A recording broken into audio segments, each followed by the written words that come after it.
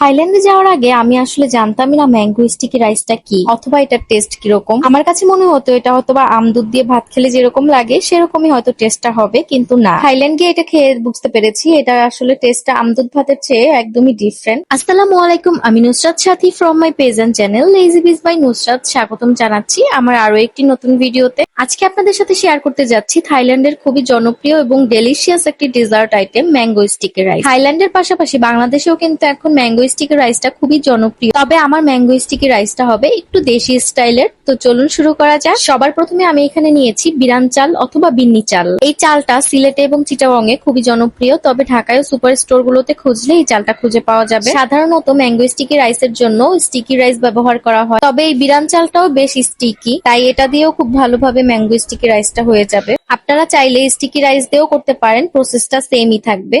প্রথমে আমি 4 কাপ চাল ভালোভাবে ধুয়ে পানি ঝরিয়ে একটি পাত্রে নিয়ে নিলাম। তারপর চালের সমপরিমাণ পানি দিয়ে দিলাম। প্রথমে আমি 4 কাপ পানি দিয়েছিলাম, কিন্তু পানি কম হয়ে গিয়েছে দেখে আমি আরো 1/3 কাপ অ্যাড করেছি। তবে আপনারা যখন স্টিকি রাইস দিয়ে করবেন চালের পরিমাণই পানি দিবেন। এরপর মিডিয়ামের থেকে একটু লো ফ্লেমে চালটা রান্না করব। চালের গায়ে পানি মাখা মাখা হয়ে যাওয়া পর্যন্ত অপেক্ষা করব। যখন মাখা মাখা হয়ে যাবে তখন আলতো হাতে নেড়ে দিব। এবার চুলার ফ্লেমটা অফ করে একটি পরিষ্কার কিচেন টাওয়াল নিয়ে এটা ঢেকে দিব। ঢাকনাটা খুব ভালোভাবে দিয়ে এরপর টাওয়ালটা উপর দিয়ে এনে পেঁচিয়ে দিব, যাতে ভিতরের বাষ্পটা বাইরে চলে আসতে না পারে। চালটা স্টিম হতে থাকুক, এদিকে আমরা অন্য উপকরণগুলো রেডি করে ফেলি। এবার অন্য একটি পাত্রে 4 কাপ নারিকেলের দুধ নিয়ে নিচ্ছি। চাল যতটুকু হবে নারিকেল দুধের পরিমাণও ততটুকু রাখতে হবে। নারিকেলের দুধটা ঘরেই তৈরি করে নিয়েছি। আপনারা চাইলে ডিপার্টমেন্টাল স্টোর থেকে নারিকেলের দুধের ক্যান পাওয়া যায়, ওইগুলো কিনেও ইউজ করতে পারেন। এরপর এর মধ্যে দিয়ে দিলাম 1 কাপ চিনি, আরো দিয়ে দিচ্ছি 4 টেবিল চামচ লিকুইড মিল্ক, হাফ টিস্পুন লবণ দিয়ে দিচ্ছি।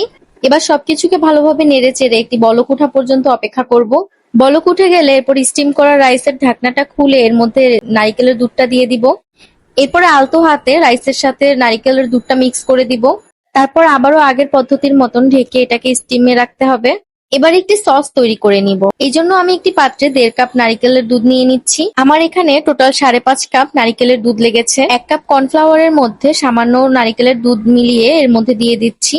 আরো দিয়ে দিচ্ছি 2 টেবিল চামচ চিনি আর সামান্য লবণ। এবার চুলায় মিডিয়াম ফ্লেমে এটি রান্না করে নিব যতক্ষণ পর্যন্ত না একটি ঠিক কনসিস্টেন্সি চলে আসে। ঘন হওয়ার পর একটি স্পুনের সাহায্যে এটা দেখে নিচ্ছি এটার কনসিস্টেন্সি ঠিক আছে কিনা। একটি পাতলা প্রলেপ করলে মনে করবেন এটা ঠিক আছে। এবার চুলায় লো ফ্লেমে 1 চামচ মুগ ডাল ভেজে নিব।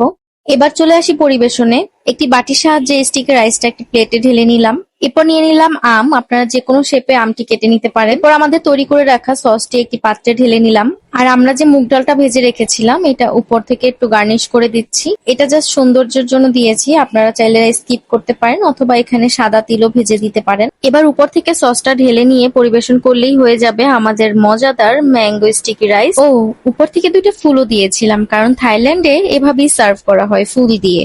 থাইল্যান্ডের পাশাপাশি এটি এখন বাংলাদেশে অনেক বেশি জনপ্রিয় হয়ে গেছে। বাংলাদেশের বিভিন্ন রেস্টুরেন্টে এটি বিক্রি করা হয়, যদিও আমি এখনো বাংলাদেশে খাইনি। আপনারা কে কে খেয়েছেন এবং এটার স্বাদ কেমন ছিল একটু কমেন্ট করে জানাবেন তো।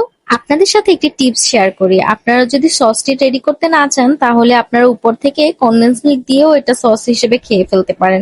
ওটা খেতে আরো বেশি সুস্বাদু লাগে। আমরা পরের দিন ওভাবে ট্রাই করেছিলাম, ওটা খেতে আরো বেশি টেস্টি লেগেছিল। অনেক বকবক করে ফেলেছি, আজ আর না। আজকের জন্য এতটুকুই। দেখা হবে নেক্সট কোনো ভিডিওতে। টিল দেন সবাই সুস্থ থাকুন, ভালো থাকুন। আল্লাহ হাফেজ।